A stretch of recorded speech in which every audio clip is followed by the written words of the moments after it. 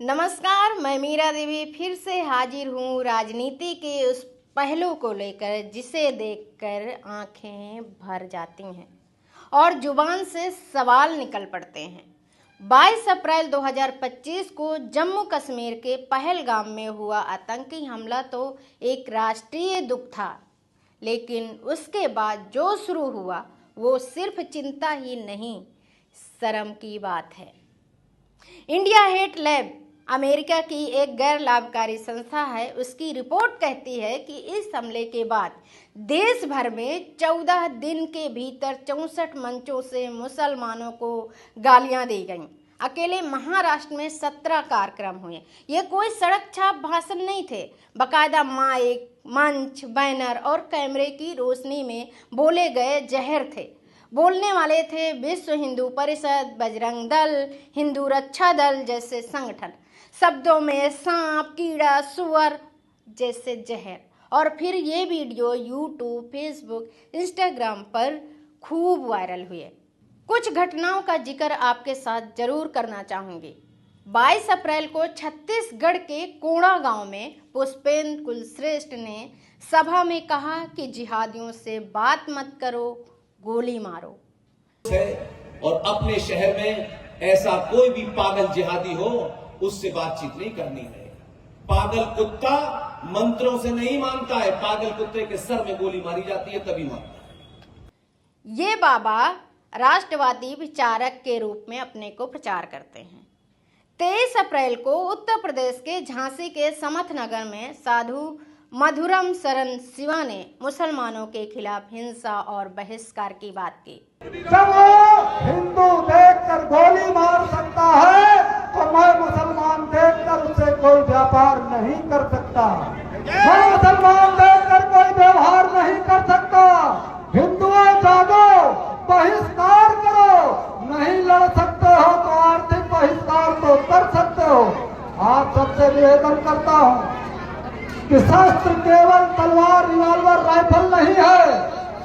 शस्त्र अगर हमको चाहिए तो बाजार में हमको टिकना पड़ेगा। 24 अप्रैल को हरियाणा के अंबाला में विश्व हिंदू परिषद और राष्ट्र धर्म सेना ने मुस्लिम दुकानदारों का बहिष्कार करने की बात कही। ये हरामजादे हमारे हिंदुस्तान से बाहर नहीं निकले और आज यही कुत्ते के पिल्ले हमारे किसका खतरा हुआ है, किसका खतरा नहीं हुआ है, किसका खतरा नहीं हुआ उसको गोली मार देंगे।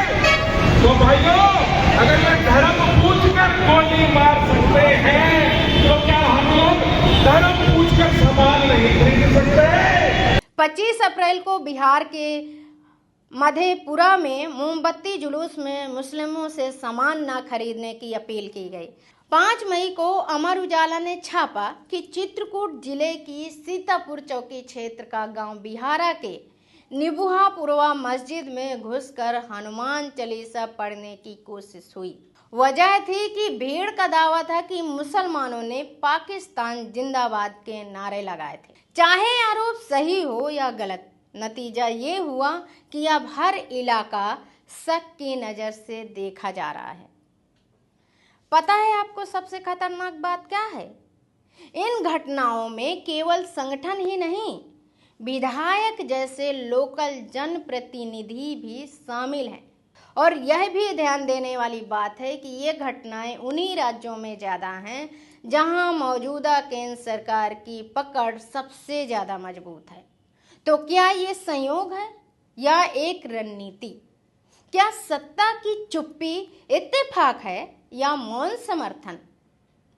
इन भाषणों की रिकॉर्डिंग लाखों बार देखी जाती हैं। लोगों ने बिना सोचे समझे खूब वायरल किया हुआ है। फिर उसमें भड़काऊ कमेंट की भरमार होती है। गांव में मोबाइल हैं और अब उसकी स्क्रीन पर यही वीडियो पहुंच रहे हैं जो डराते हैं, भड़काते हैं, धमकाते हैं। महिलाएं, नौजवान, बुजुर्ग, बच्चे सब देख रहे हैं। सोच बदल रही है और यही असली जंग है मोबाइल की स्क्रीन पर। क्या सोशल मीडिया उन्हें रोक नहीं सकता या फिर रोकना ही नहीं चाहता? तो क्या हम इस नफरत को राजनीति का हिस्सा मान लें? क्या बहुमत के नाम पर संविधान को पीछे छोड़ दें? क्या संविधान में अनुच्छेद 15 एक लाइन बनकर रह गया है? लोकतंत्र सवालों से चलता है भैया। अगर आप चुप हैं तो यकीन मानिए आप भी उसी साजिश का हिस्सा हैं। अब तय आपको करना है कि अपने बच्चों को आप कौन सी दुनिया देना चाहते हैं, जाति धर्म से ऊपर उठकर एक इंसान की दुनिया या एक नफरत से सड़ी हुई पहचान। तो अभी के लिए बस इतना ही। अगली बारी मैं फिर आऊँगी किसी नए राजनीतिक मुद्दे को लेकर। तब तक देखते रहिए हमारे चैनल की उन तमाम खबरों को जो आपको रूबरू कराती हैं ज़मीनी हकीकत से। नमस्कार और इंसानियत जिंदाबाद। खबर लहरिया, आपकी खबर आपकी भाषा।